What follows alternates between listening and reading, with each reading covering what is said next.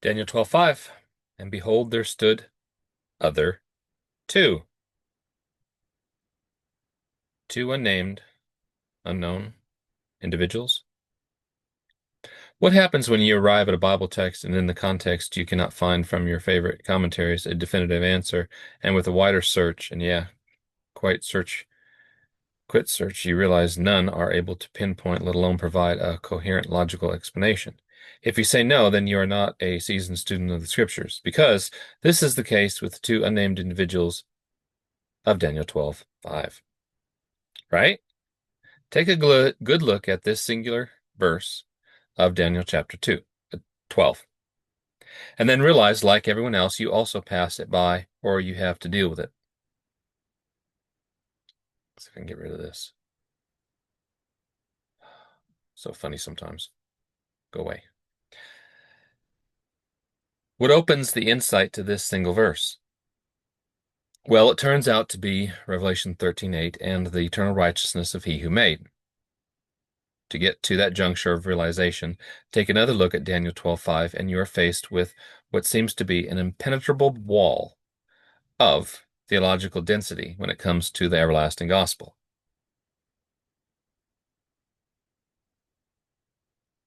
Is it really that difficult? As soon as you will soon see, it's not. Theology departments, academics, their progeny, the pastors, and the adepts, the elders, have all been leaders unto a massive distraction of knowledge so-called about he who made.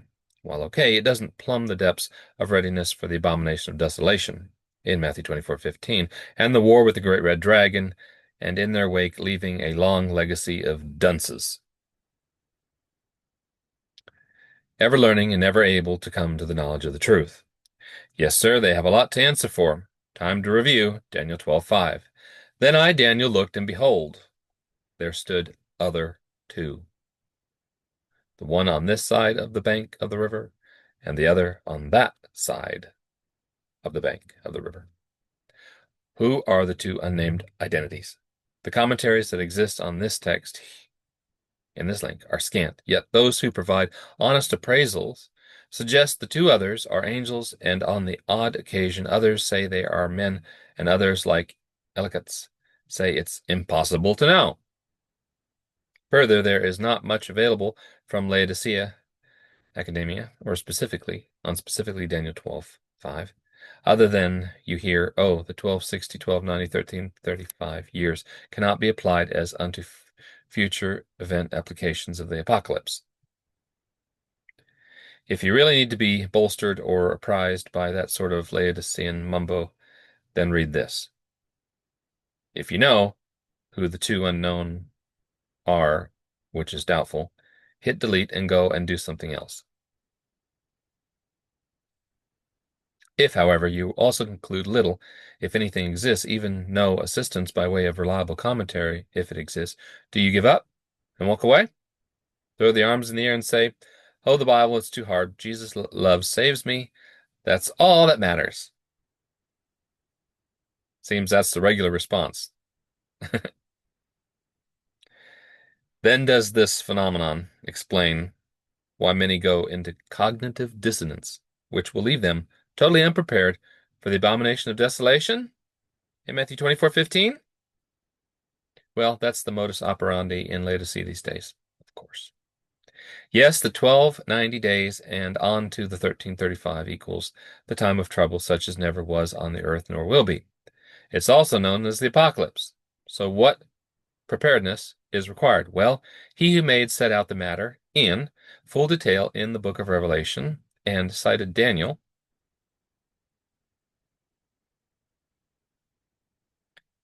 And Matthew got the scoop.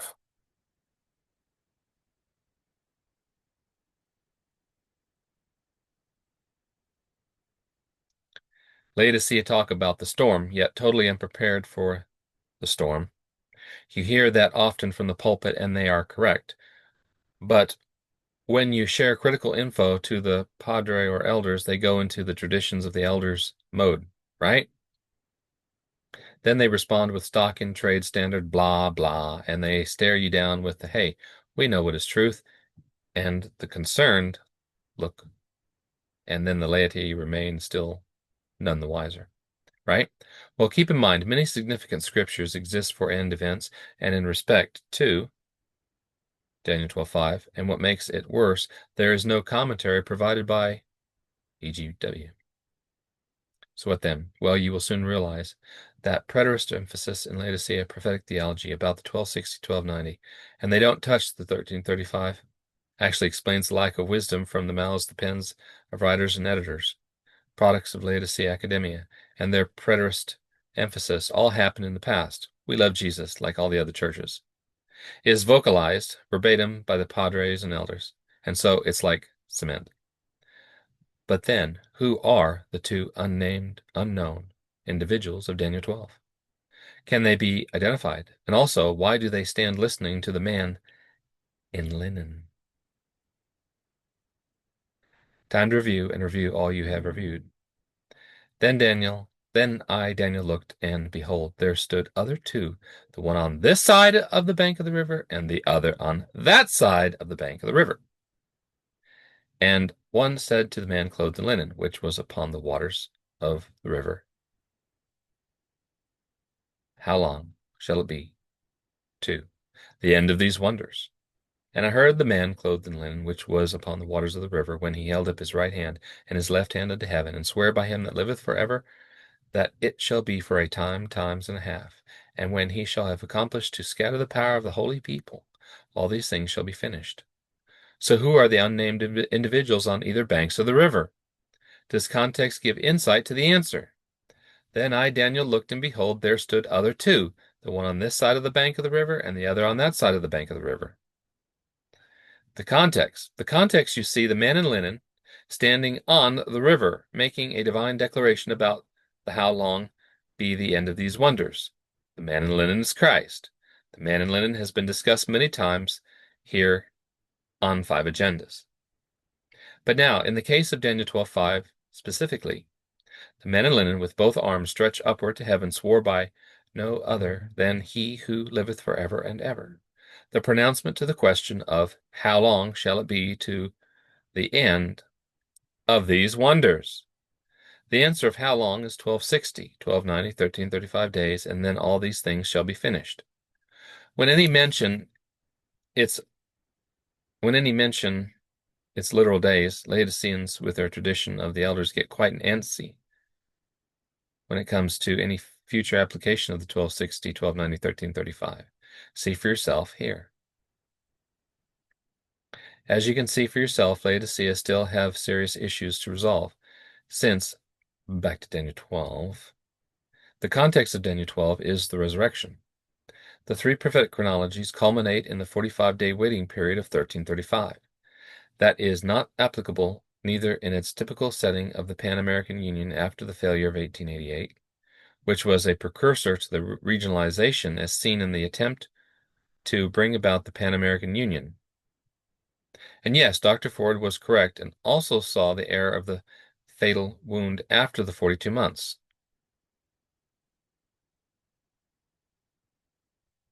Yes, Ford was correct about the apotalismatic tool of prophetic interpretation. Oh, you can hear the gasp right now. That's gross heresy, infidel, because E.G. White said this and that. The response to this sort of rejection about the apotalismatic as a tool of analysis is the level of the stupidity, conceitedness, moron. Why? Like as he who made said, lukewarm and in need of nothing, no gold, tried in the fire. And so the pressure of the traditions of the elders is upon the laity to study and remain stifled by genuine confusions that exist in Laodicea. Right? Here's the thing. The 3 chronologies of Daniel 12 could only be deciphered within the context of Revelation 13 and the 7 head 10 horns who had 10 crowns on the horn scenario, and includes Revelation 11, with numerous contributions from Revelation 17. Not to forget chapter 10 and 14. And he who made said Daniel 12 provides the correct time frame of the first chronology of the 1260 in its apotalismatic and literal time. not a 1260-year period as presented in the wilderness scenario of Revelation 12, or for that matter, the 1290-year duration of the transgression of desolation that was stipulated in Daniel 8:13-14. Which, of course, the regular readers here at Five Agendas know it was until when Admete, 1290 years, from 554 to 1844. And the 1335 years ended in 1889, which was the first year after the 1888 General Conference session at Minneapolis, with the Lord, in His great mercy, sent a message to Elders Wagner and Jones, message of Christ and His righteousness and verity. And besides, Revelation 17:12-16 is the future fulfillment of Zechariah 8:23 and the 10 kings of Revelation 17. Since this is the scenario which accords with Zechariah 8:23 and also Revelation 17:12-16 and 18. Yes, Ford was correct.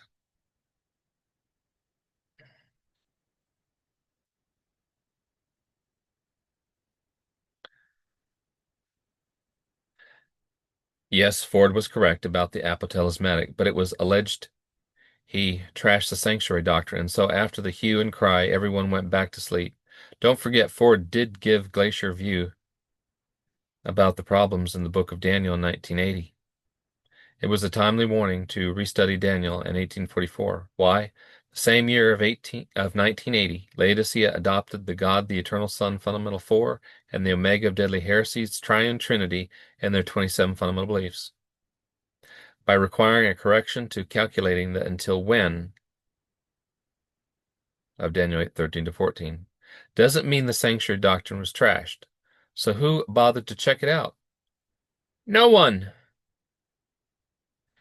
What was the outcome? The very same foolishness of the erroneous idea of Revelation 11, remains. How?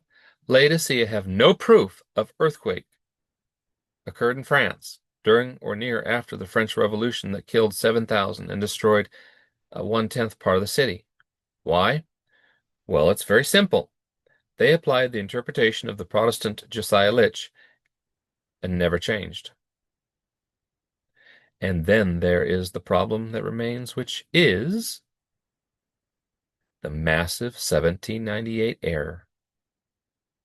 The until when error by Laodicea of Daniel 8:13-14, which was previously presented and proven at length and beyond.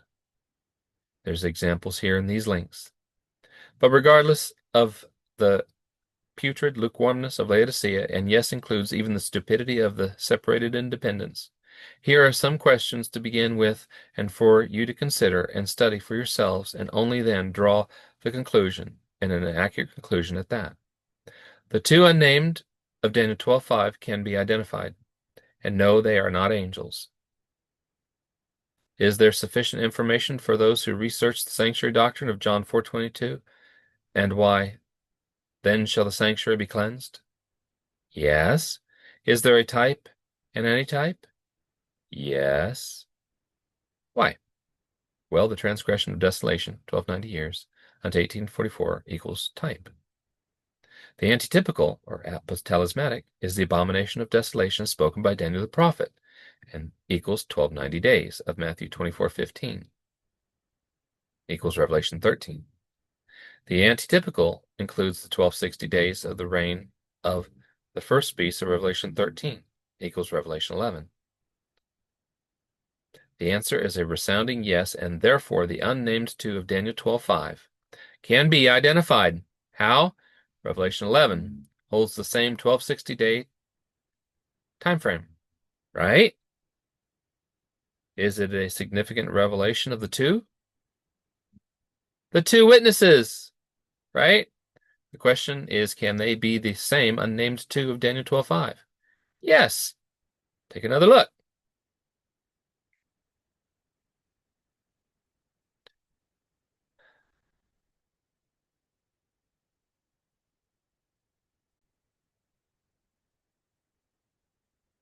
He who made a divine declaration to heaven, and everyone knows, for an event or legal dispute to be declared true, there must be 2 or 3 witnesses.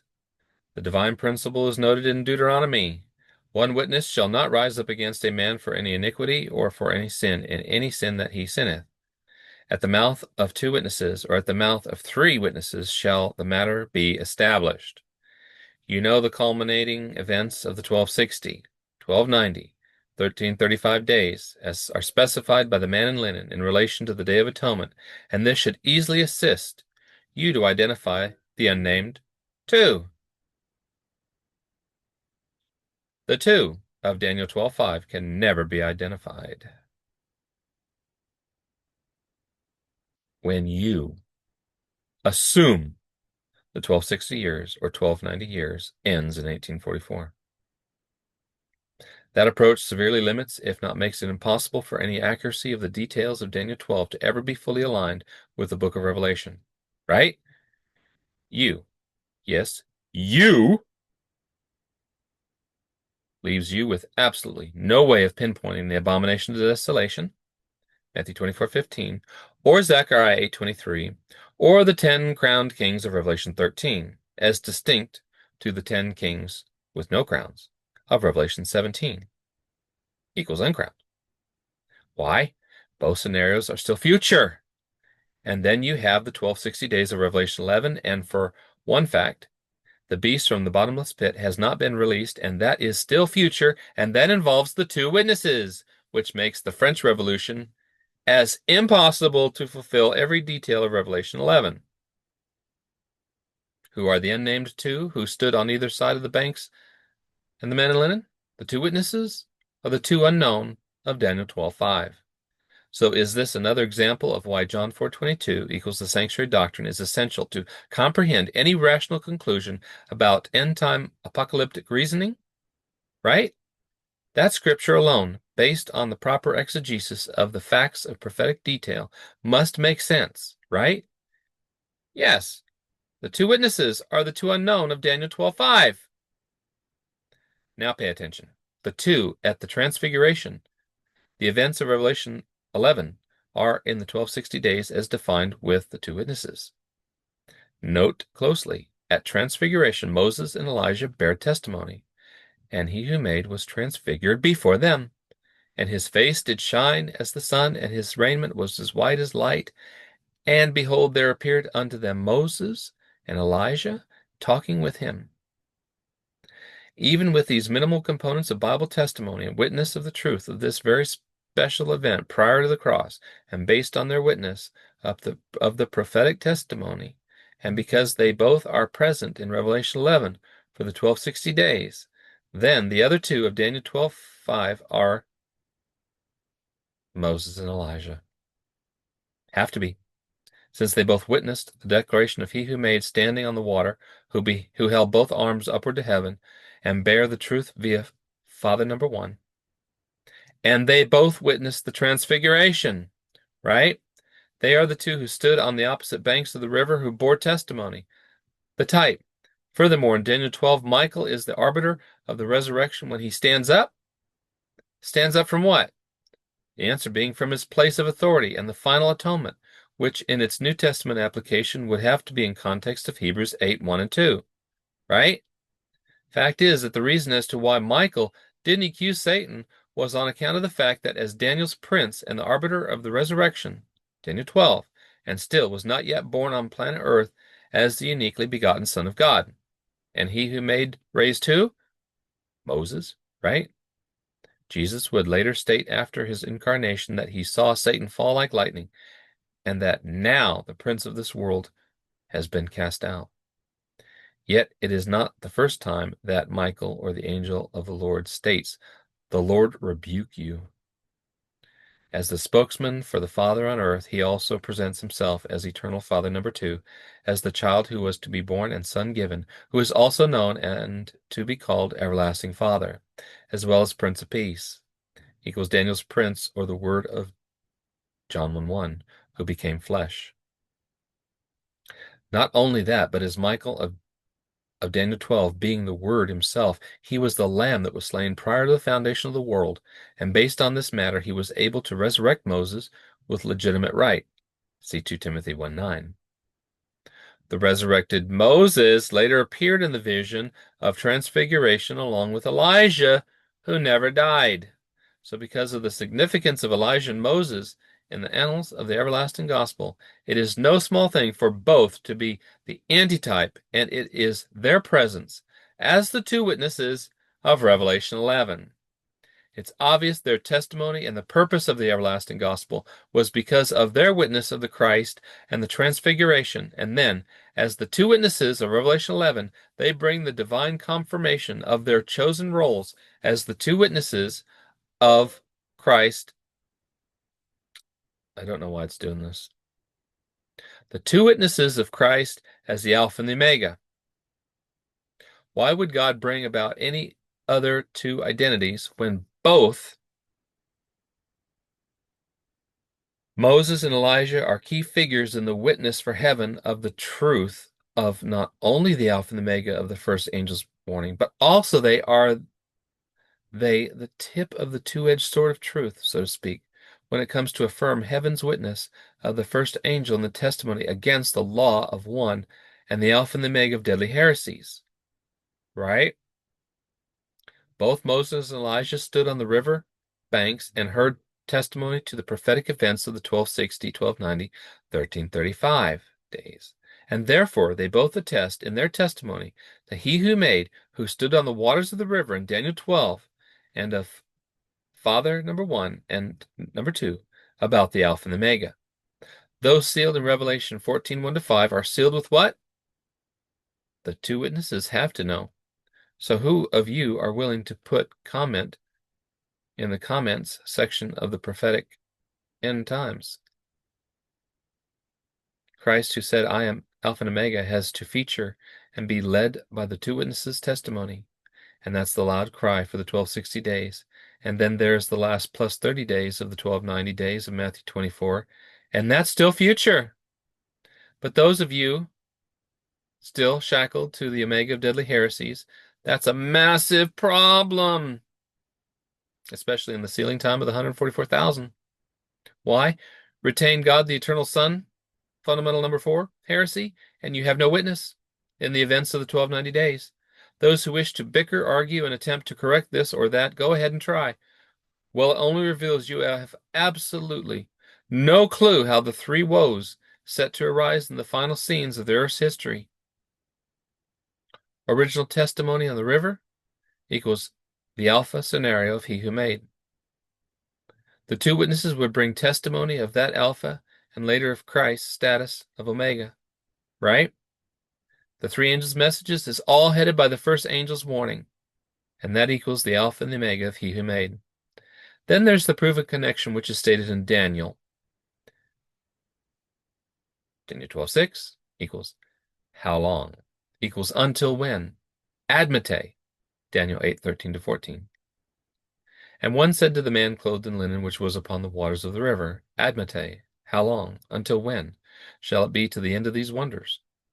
The apotelesmatic of Daniel 12:5 must involve the two unnamed identities, who bore the testimony of he who made, and both stood by the bank on the banks of the river, and also spoke to Jesus at the time of the transfiguration, and their identities.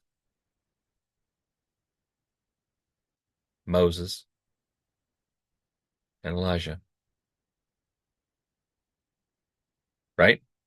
The reason why the other two were unidentifiable relates to the fact no one held light of the Alpha and the Omega or have resolved the Omega of deadly heresies, let alone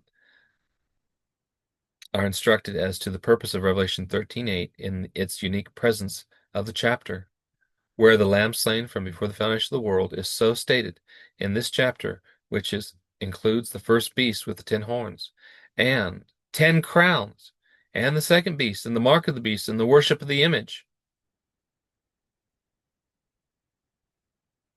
The reason why Laodicea and the separated Laodiceans cannot move forward with no guile in their mouths is because they still remain shackled to the Alpha and the Omega of deadly heresies in reliance upon what is today the irrelevant work of Josiah Litch in the 1830s. Moses and Elijah were closely associated with the everlasting gospel in their days and their respective ministries as patriarchs. They are trusted by heaven and brings about the reality of antitypes of the future, apotalismatic by way of Revelation 11 and the 1260 days. Both bore witness on the banks of the river of he who made's declaration, and because he had all the glory, his face bright as the sun, feet in the flaming pillars, Ezekiel 1, which means they both knew he who made was the sent rod of Psalms 110, and also was Melchizedek, Alpha, and order of Melchizedek, Omega, Hebrews 7. But more so, the 1260 days of Revelation 11 ends the second woe, and the Lamb slain from before the foundation of the world, and the final warning is the third angel. And who of you have paid sufficient attention to Revelation 7 and the seal of God in the sealing time? See this link. There is the two-witness testimony of the law of two divines against the law of one of the Antichrist. So there's the two-witness purpose and context of the three angels' messages, and also provides everyone with the answer of the unnamed two of Daniel 12:5, regardless whether other translations and commentaries say angels. Two angels or two witnesses? Most Bible commentaries you can read all say they are angels, but think about it. Angels are messengers. If he who made is trying to convey a message about messengers during the 1260 days, then two angels can simply imply that two messengers will be present when the real time frame takes place. The typical application could be literally be two angels when 1814, the end of the 1260 years, and 1844, end of the 1290 years arrived. But in the antitypical, the apotalismatic must literally mean the two witnesses of Revelation 11. It is obvious now Daniel 12:5 was presented that way of two unnamed, so most would not be able to figure it out as being the two witnesses.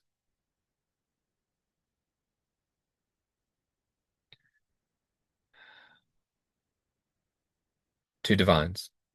While you are now seriously considering the two witnesses in Daniel 12:5, the question emerges, were both Elohim, Father number 1 and Father number 2, present at Sinai? Was Sinai an example of Father 2, anthropomorphic, as was Ezekiel 1? How does Echad of Deuteronomy 6:4 be established if Sinai was only one Yachid,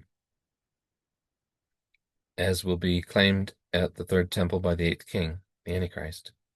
At Sinai, Moses was in existence, but not Elijah.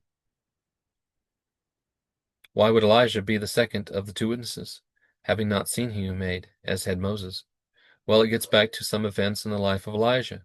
Elijah at the cave experienced Father number 2, and also the drama with the priests of Baal, fire coming down at the sacrifice, but not Father number 1.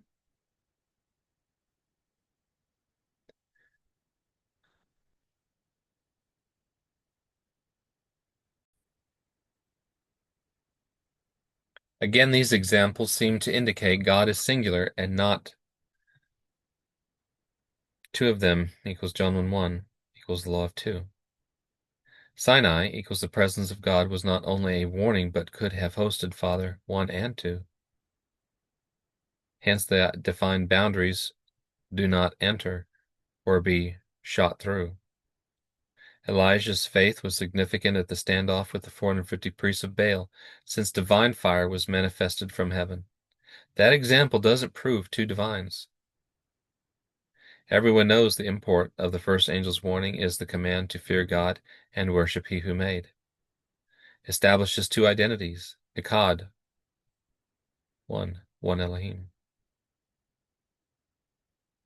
Why would Elijah be on the other bank in Daniel 12:5? Answer, eligibility. He was translated. Therefore, both two witnesses were read in on the daily of the sanctuary service. Both were read-ins concerning the type and its antitype, and also the sealing, time of the last ministration of the final atonement, Revelation 7, right? Two witnesses understood and had known the men in linen standing on the water was Alpha and Omega. It's also why their witness testimony was crucial to Echad, 1, and the first angel's warning of two divines, law of two, the two fathers from eternity. The two witnesses heard the answer to how long, Yes, it's the same Hebrew word of Daniel 8:13, admate. The answer for everyone who can read Scripture, what was provided by the man in linen standing on the water, was his pronouncement. The 1260, 1290, and 1335 is both in type and antitype. He who made confirmed this in Matthew 24. But what the above evidence exposes is the lack of 1335 awareness by Laodicea in the type of 1889. 1889 was 1335 years after 554 AD, and what occurred there is another story. Hence, it's palpable for one's immediate attention there was the big failure of 1888. How? The failure is what contributed Laodicea in 1980 to spiritually flounder, and she capitulated to the enemy of righteousness with God the Eternal Son, Fundamental 4, Doctrine, the Omega of Deadly Heresies. By officially agreeing with Mystery Babylon, Mother of Harlots, One God, Doctrine of the Alpha and Omega of Deadly Heresies, she entered her decree Nissi. Yeah, the infamous Fundamental 2 and 4 became Laodicea's idea about the first angel's warning and complete negligence, and by insisting the Omega of Deadly Heresies equals truth. Worse, Laodicea allowed this because of one simple thing. They still, to this day, incorrectly assign the first angel's warning being identified as the national Sunday law because they have the idea the seal of God was the Sabbath. Well, that's absolutely not what Revelation 14, 1-5 states, right? But also for the fact Daniel 12:5 refers to the daily and yearly, both type and antitype, and presents for all eyes to see the answer of Daniel 8. How long equals until when? Of the juncture of the 1290 days equals years, the type. But also why it is the literal account of 1290 days of Daniel 12 is the purpose of Matthew 24:15, and the abomination of desolation equals 1290 days, the time of trouble, unto the end of the world. The abomination of Daniel 12 is not the transgression of desolation of Daniel 8. The 1290 days equals the era of the apocalypse, and righteous by faith. And if the above wasn't enough, it's that the one God of unity consciousness is the red dragon's answer for righteous by faith, the formula being the following. This comes directly from the mouth of a mystic encountered years ago, who averred, you don't need to believe in God, since by experiencing unity consciousness you become that which prior to unity consciousness you believed. So now upon experiencing unity consciousness, it's not a question of belief, but a direct experience of individual becoming a Christ, an enlightened one. That's known as the New Age. But again, in Daniel 8:13, you will recall one saint, King James Version, ask to the other saint, King James Version, how long? Why two holy ones speaking to each other? And then why the two unknown in Daniel 12:5?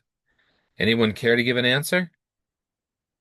Most commentators say the unknown two on the opposite banks of the river were angels, but the case for two witnesses as presented is far stronger, as it's entirely based in the divine bedrock of eternal righteousness.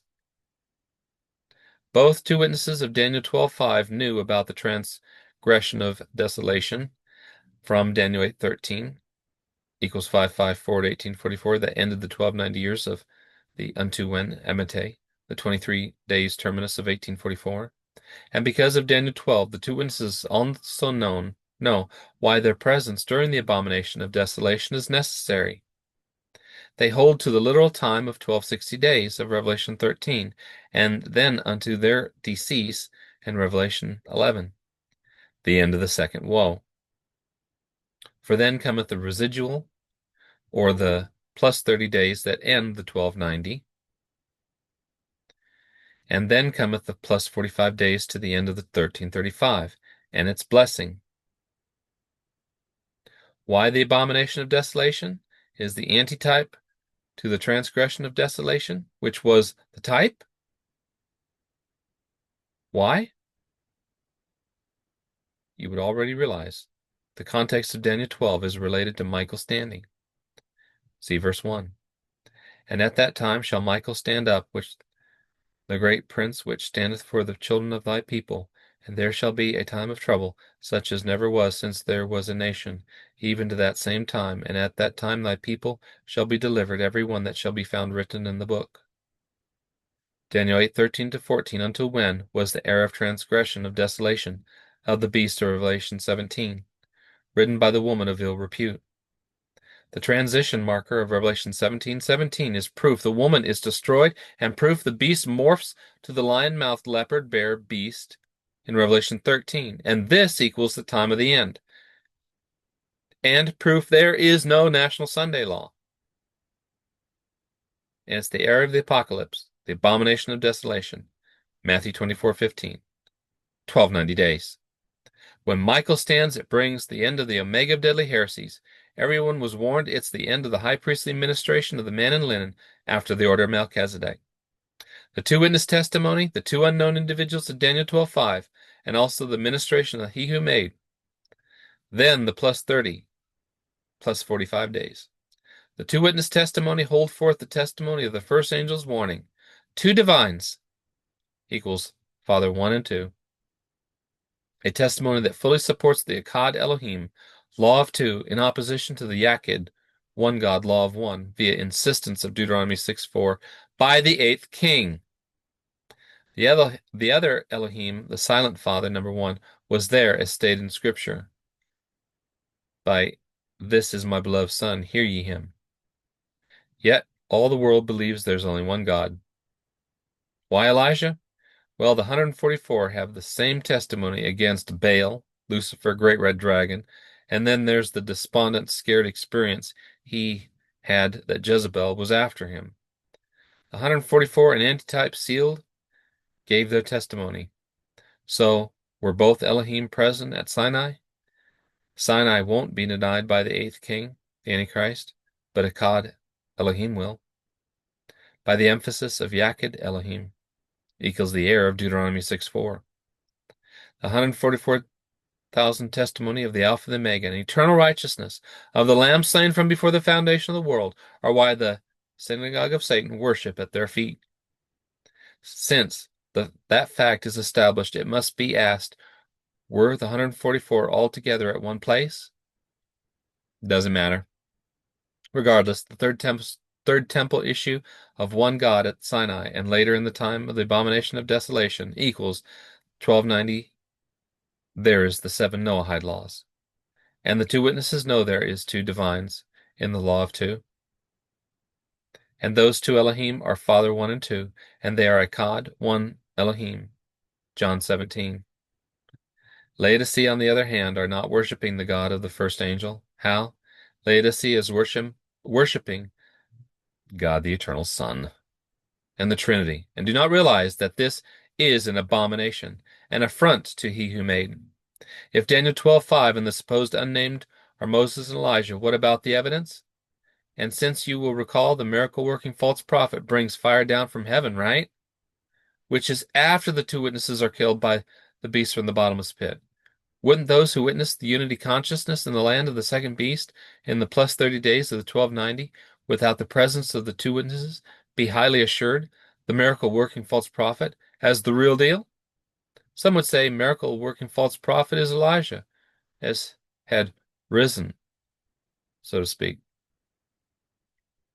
Either way, the miracle-working false prophet portrays a greater semblance of divinity for the 8th king and explains the transferring of power from the first beast to the second, which is what?